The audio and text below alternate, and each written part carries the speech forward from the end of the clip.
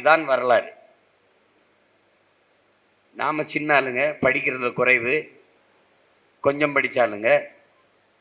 உலகம் ஏற்றுக்கொண்ட பேரறிஞர் ஒருத்தர் அறிவாசான் இருக்க அண்ணல் அம்பேத்கர்.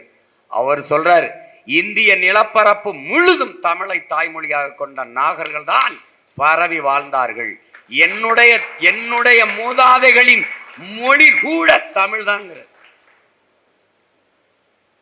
ஜோதி பாசு மேற்கு வங்கத்தை ஆண்ட முதல்வர்.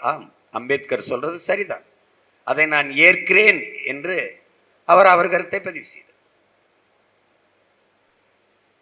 அப்படிதான் எந்நாடும்பா.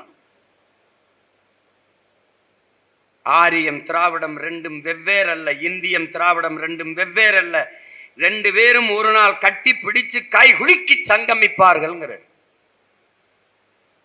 சொன்னவர் யாரு? தெய்வ திருமகன் தாத்தா முத்துராமலிங்க தேவர். பேரன் நான்